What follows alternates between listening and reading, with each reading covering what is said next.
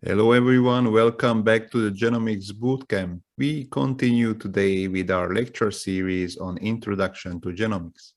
This time it is about a very popular subject, genome-wide association studies, or a very often used abbreviation, GWAS. Before we go on, there is a bit of a refreshment from previous lectures and also about the topics that will come handy in the understanding of the topics we will be talking about today. So we continue to talk about SNP markers that are widely used and, in my opinion, currently the most important marker types when it comes to genomics in livestock, but also in other species. There is an important concept, which is the linkage disequilibrium, or in short LD, that characterizes the degree of relationship between nearby loci. It is basically the correlation between nearby loci, and it expresses how strongly they are connected to each other, or in other words, how frequently they are inherited together. This has, of course, a major role and major influence in various types of genomic analysis, and it actually helps to interpret many of them. The common way to express the linkage disequilibrium is with the squared correlation coefficient, or R square, which ranges between 0 and 1. And when it's 0, there is no LD between the two loci. And when it's 1, there is a complete LD. And of course, there is a range of possibilities in between. Now, when it comes to GWAS, this is the first of the methods that we speak about in this lecture series, which could be used to actually find something. So we can look at the genome as a big puzzle game where we want to find out which parts of the genome are influencing which traits, or actually how the entire genome is working as such. Now, of course, this is not easy, and one can compare it to a situation when we are searching a needle in a haystack. I would argue that this is not the case, because at least when we are searching for a needle in a haystack, the two things are actually different. There is the needle and there is the hay, and there is the two of them that are clearly distinguishable from each other. In our case, we are actually searching for specific sequences or their effects, which is basically searching for specific nucleotides and specific mutations in a sea of other nucleotides. So the metaphor of searching for a specific needle in a stack of other needles is more fitting in this case, in my opinion. So there is plenty of things to do, plenty of questions to answer. So if you want to dive into these topics, there is certainly a lot of things that you can accomplish. When we come to the genome-wide association studies, these are certainly one of the more popular aspects of genomics. Here, I would like to underline once again the importance of LD. This is because we want to find out the characteristics or the functions of parts of the genome based on SNP markers. But we know that the SNP markers are the mutations that we can see and detect, but these are not the causal mutations. So we are in fact not very interested in them as such. We are just interested which parts of the genome they highlight for a specific analysis. The regions or genes that are influencing the productive, reproductive, or functional or any other traits are in there somewhere, and we are really interested in these ones, but we cannot see them directly.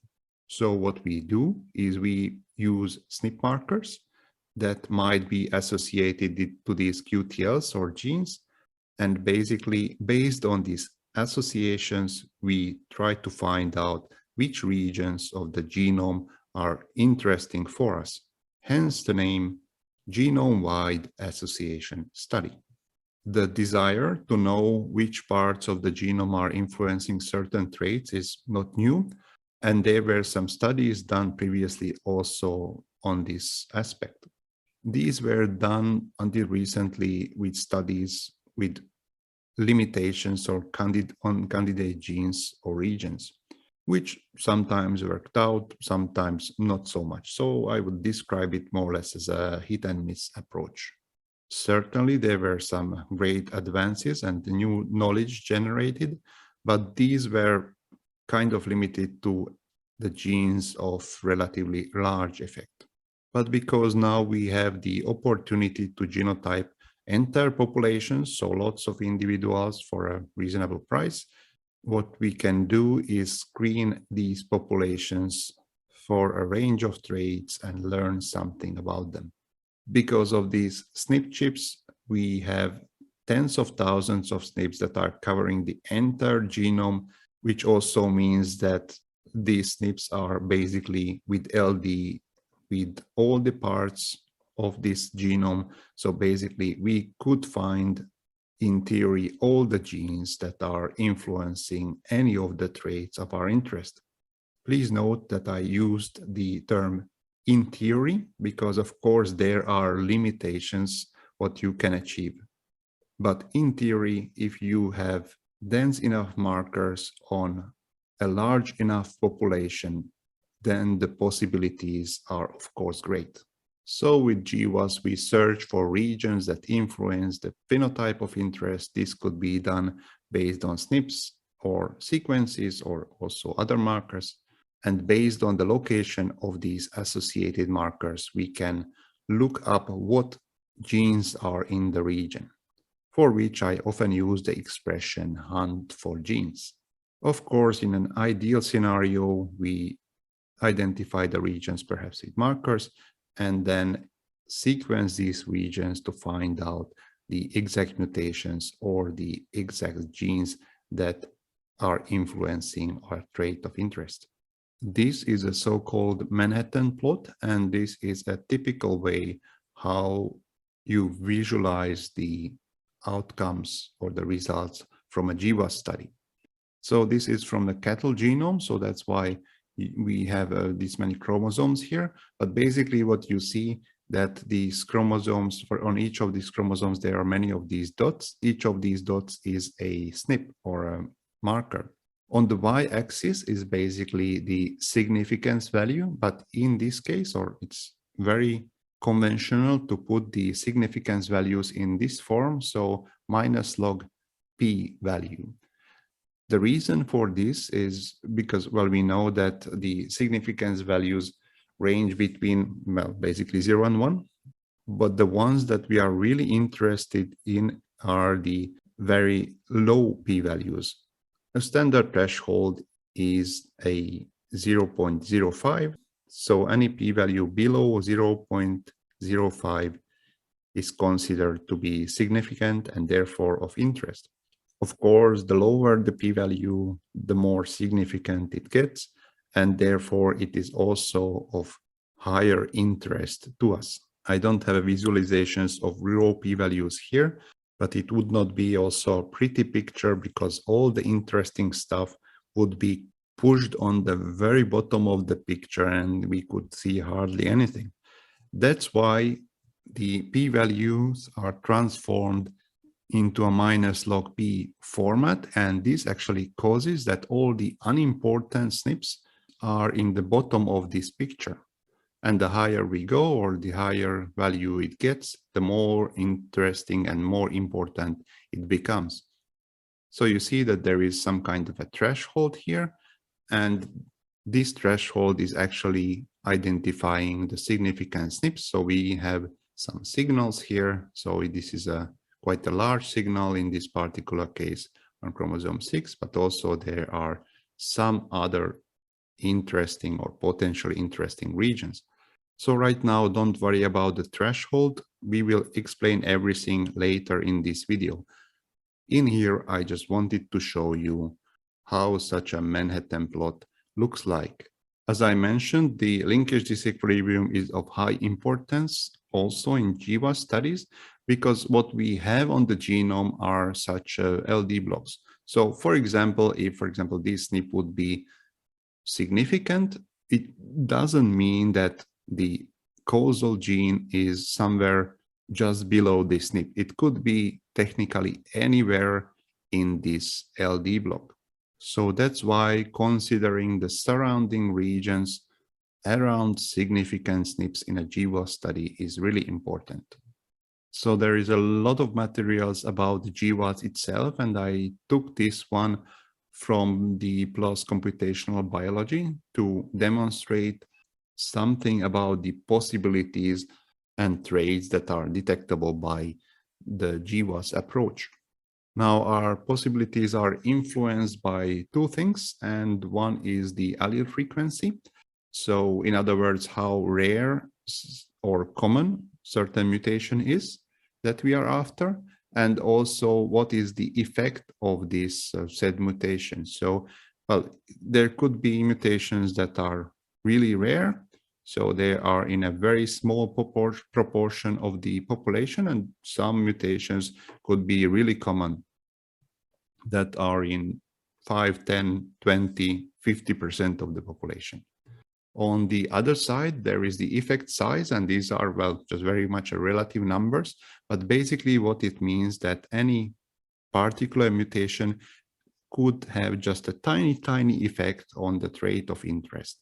So it's hardly detectable. So even if this mutation is present, for example, human height is a very good example in this. For example, there is a very tiny mutation that increases the height of a person by 0.5 millimeters. So yes, it's an effect, but its effect is really small. On the other hand, there could be mutations for which the effect sizes are really large, and it actually makes a really large difference if the mutation is there or not in certain individuals. Here we could mention, for example, genes that are influencing the fat content in the milk of dairy cattle, or, for example, certain mutations that are influencing the twinning rate in sheep. When it comes to GWAS, the combination of allele frequencies and effect sizes is really important. So it is really problematic to detect mutations, well, with GWAS anyway. So it's really problematic to detect some things that are really rare in the populations and have a really small effect size. GWAS itself is really good to detect even small sized effects, but the occurrence should be relatively frequent. So the allele frequency should be towards the more common ones in the population.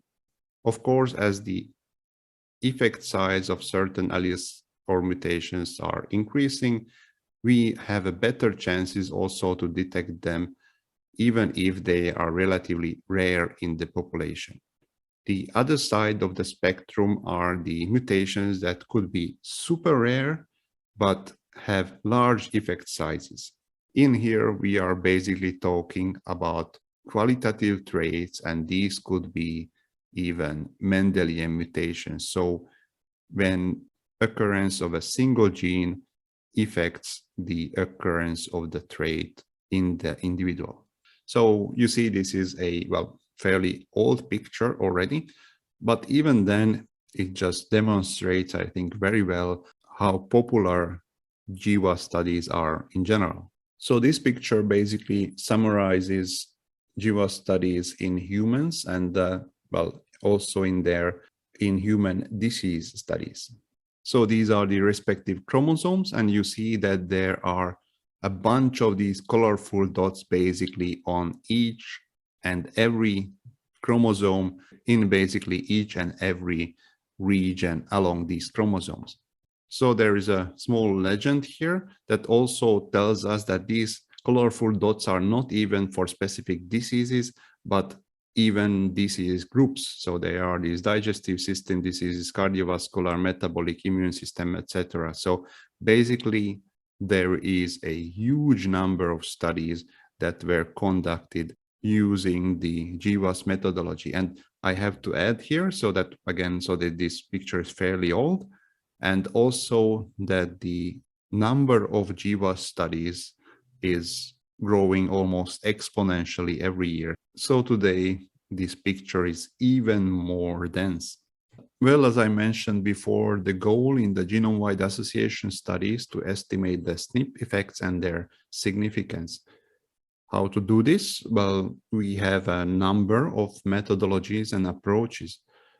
Some of them are fairly simple. For example, linear models where we could include our phenotype or well, the trait of interest as y vector, and then we could basically include well some effects and also, of course, the genotypes. Then there are a bunch of other more fancy methods that are taking care of some of the aspects of the GWAS studies, or perhaps taking care of some of the limitations that these might have. So here I would just mention, for example, the lasso or elastic net or bunch of Bayesian methods that could be used again to identify which ones are the most important SNPs and where they reside on the genome for a particular phenotype. In GWAS studies in general, we run also in some problems or potential problems that need solving. And one of these issues is the adjustments for multiple testing. So I will tell you what I mean with this. So the thing is, as I mentioned, that we are conducting basically a test, then where we want to find out the significance value of a certain SNP. So we have our null hypothesis, that is that the given SNP has no effect on the trait of interest. And then we have our alternative hypothesis that there is an effect, an association between the SNP and the trait of interest. The null hypothesis is, of course, rejected if the p-value is lower than the specified threshold or the significance level. And as I mentioned, a very often used threshold is the 5% or p equal or lower 0.05. But there is a problem, because what we do is we conduct tens of thousands of tests and run tens of thousands of models, because as I mentioned, each of these dots here is a SNP. And for example, in a linear models, we include one SNP at a time into the models, and we are getting basically a significance value for each of these. But there is a situation so that if you run thousands and tens of thousands of tests, then some of these tests will be significant just by chance. So basically the significance value of some of these tests has nothing to do with their actual connection to the trait of interest. So in other words, these are false positives. So I demonstrate it here. So we have this log p-value, and if we would take the threshold straight 0.05, so the line would fall somewhere here. And if this would be true, then all of this, everything here about this thick line would be a significant association. So you see that these are basically all the chromosomes and many, many regions on all of these chromosomes. And basically we are getting into the problem that, if every single region on every single chromosome is basically significant, then you are not closer to your answer, because you still don't know which regions to look at or which genes to look at. So basically from getting from this threshold to this other threshold, what you need to do is implement a correction for multiple testing or multiple testing adjustment. Now, also, this is not super straightforward. Well, it's not so complicated, but there are some issues. There are two possible sources of error that you might encounter. The first one, what I mentioned already, is the so-called false positive, or in statistics also called the type 1 error. This occurs when the test statistics suggest that the null hypothesis should be rejected, even though it is true.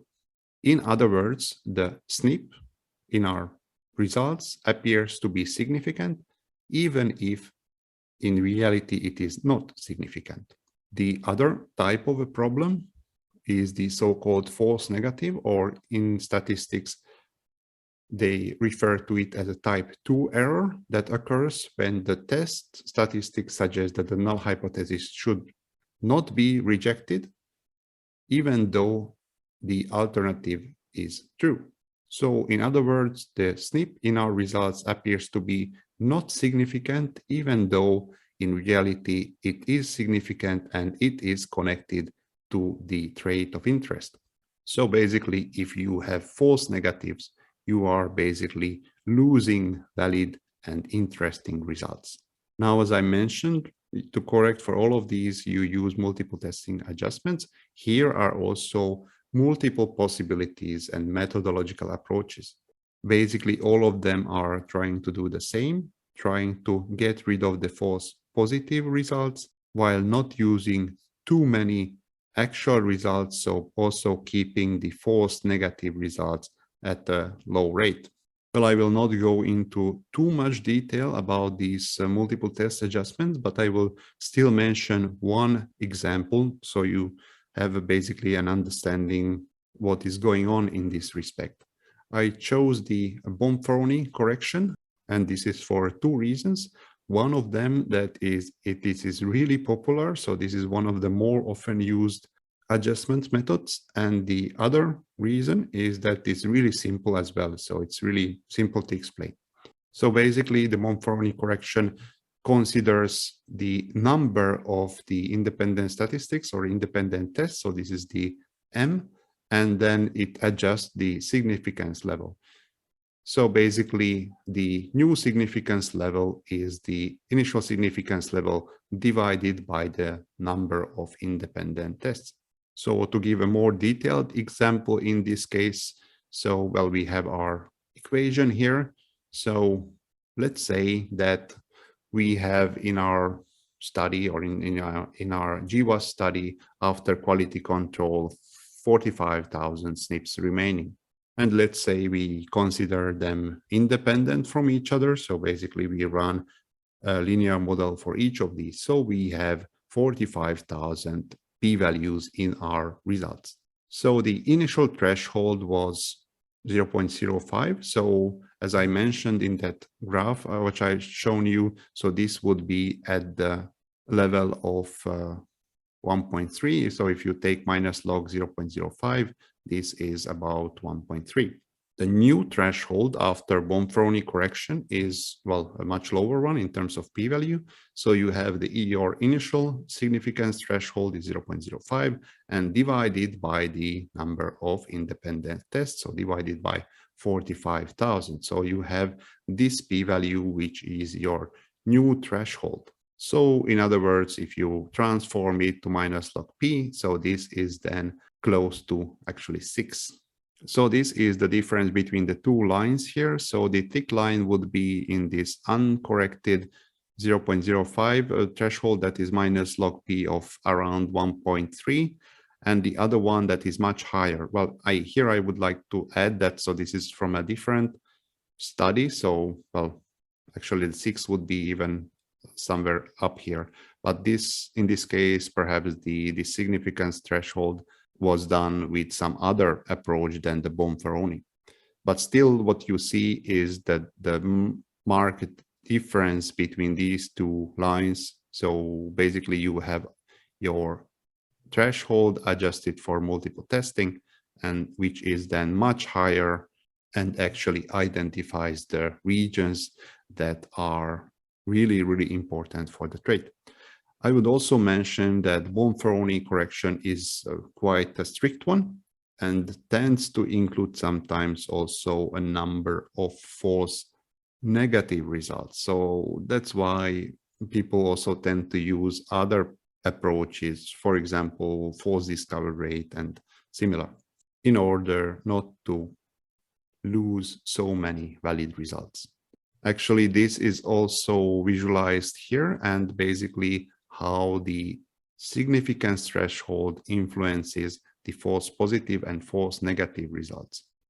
So this is again from a different source and different examples. So that's why the numbers here are a bit different, but basically we are having just a log 10 numbers here. So that's why the values are negative here in this axis. But anyway, so what we have is our two thresholds. The one is the classical 0.05, and the other one is some kind of a corrected threshold, which is much lower than that. Now you see that there are two lines here, that the ones that are the false positive and false negative ones. In the case when we use a classical threshold of 0.05, you see that we don't have any false negative results, but on the other hand, we have a lot of false positive results, which is not good. On the other hand, if we would go into extremes like this, well, there is no line here, but just to demonstrate, if we have a super low p-value, we get rid of all the false positive results, but we are also getting rid of our actual results. So we have a really high proportion of false negative results as well, which is also not good, because then we are losing the actual results that we are looking for. So basically, we need to find some kind of a sweet spot where we have a low proportion or low number of false positive results, but we are also not losing our actual results. So basically, we want to minimize the false positive and false negative results at the same time. And to do this, there are these methods to set the thresholds. And well, basically, this is why these approaches for multiple testing adjustments are used, and this is why they are good for.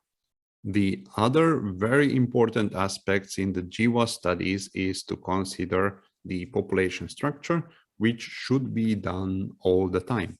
Now, the problem here is, or why this should be done, is that basically we want to use the GWAS to show the differences in the genomes in a population that are caused by a certain phenotype or certain trait of interest. Now, of course, any individuals within this population are likely different in this trait, but they are also different on many other traits or many other aspects. Within the populations, there could be certain genetic clusters formed, subpopulations, families, breed differences. So there is so many ways a population could be clustered and divided into certain parts, and certainly not just a particular trait of interest. But our challenge in GWAS is to find the genomic differences because of this phenotype or this trait of interest. So we need to basically get rid of all the other clustering within the population. So we need to include additional elements into these computations that get rid of this population structure for us. Again, here are multiple methodologies. I will not go into details, but I would just try to explain how this population structure affects the results and how you could actually see if there is any population structure in the results. Methodology-wise, including, for example, the genomic relationship coefficient or the principal components from a population into the analysis, tends to take care of the population structure. But as I said, I will not go into computational details here. What I will show is a really nice example of a GWAS study on a body weight in mice and how the ancestral origin of these mice influences the results. So here is a really neat picture of a population of certain mice. So here is the publication citation.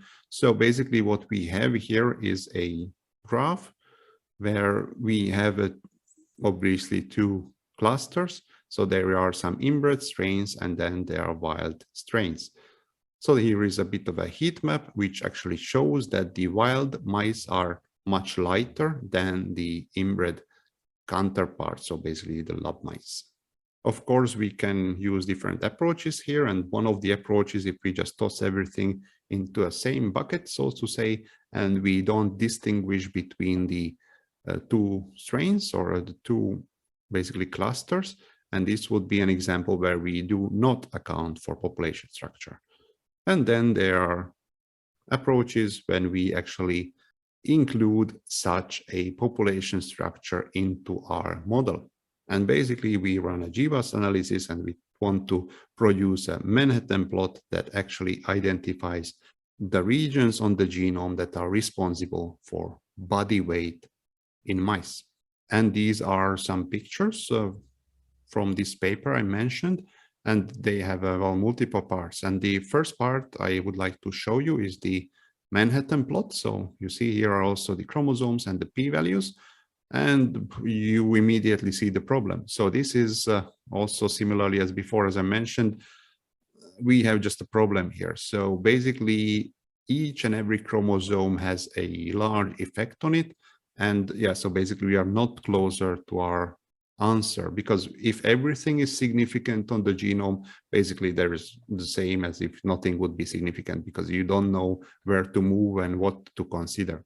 In this case, the reason for this is the apparent population structure that is in the population. So in this particular case, the reason is that the population structure was not considered. And basically, there are two very helpful graphs in this regard. So the one is the cumulative p-value distribution, and the other one is the so-called QQ plot. Both of these graphs function in a similar way. So for example, in a QQ plot, we have the expected p-values in the x-axis and the observed p-values on the y-axis. And you see that, well, there is a middle line here. And so this is where the p-values should fall, or most of the p-values anyway.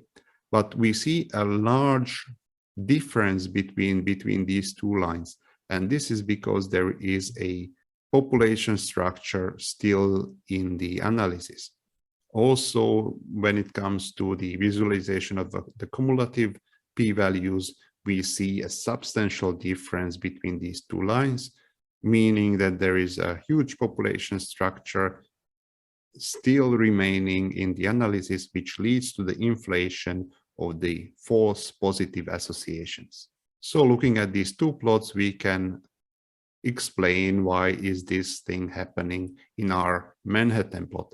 And it also tells that we could straight away throw out this Manhattan plot because it does not represent the reality behind the genome-wide association of body weight in mice.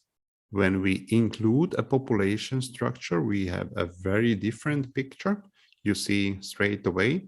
So you see that most of these genomic regions are very low p-values, which is basically what we expect, that most of the genomic regions on the genome are not associated with the body weight. And there are some regions and some genes that are really significant and important in this respect. You see, this is a much nicer picture, and we could immediately see where to look at and which regions to consider. So there is a pale line here. So this is the multiple testing adjustment. So you see that there are some regions on the genome that are coming up as important. Also, when we look at the cumulative p-value distribution and QQ plot, we see a different picture. Here, basically the expected p-values and the observed p-values are falling into this line. So basically telling that most of these SNPs on the genome do not have any effect, and basically some are deviating from the expectations, which is okay. And basically these SNPs are the ones that are above the significance threshold. So basically some SNPs have an effect on the trait, but most of the SNPs do not have effect on the trait. So this is something that you expect to see when the population structure was taken care of. Similarly, in the cumulative p-value distribution, so both lines are more or less overlapping, which is great. And also we have these circles here that are showing the medians of the p-values. And because this is falling basically close to 0.5, that suggests that the population structure is not affecting association results, or it has been corrected for in the model. So in this picture, you also see basically a summary information where you correct for population structure and have some kind of thresholds for multiple testing. Then you actually see the actual results that you are looking for. So to summarize this presentation, we were looking at the genome-wide association studies, which are often used to connect genotypes and phenotypes. So in other words, we want to find which regions of the genomes are responsible for specific phenotypes. Genome-wide association studies, or GWAS in short, are very frequently used methodologies that work very well for common variants. They work less well in rare variants, especially if the effect sizes of these rare variants are relatively low. We screen all the SNPs throughout the genome, and at the end there are some significant SNPs that indicate some interesting genomic regions that could harbor causal genes for the traits that we are looking at. There are some problems we need to take care of, and one is the correction for multiple testing. And that is because there are false positive and false negative signals or SNPs that we often encounter in GWAS studies. So we should adjust our p-value thresholds, and after these are implemented, we see our results much clearer. We showed an example of the so-called Bonferroni correction, but of course there are many other methodologies that could be used to a similar effect. The other thing that we need to take care of is the population structure that can also influence the results. Here again, there are multiple methodologies, but the goal is always the same: to take care of this population structure, implement these corrections, and to focus our attention to the true signals that come out of the genome-wide association studies. So this was everything that I wanted to talk about now for this very interesting subject or very interesting topic. If you are interested about further discussions on some of these aspects or GWAS studies in general, be sure to let me know in the comments below. Of course, liking the video or subscriptions for the channel are always appreciated. For now, I thank you for your time and have a very nice day.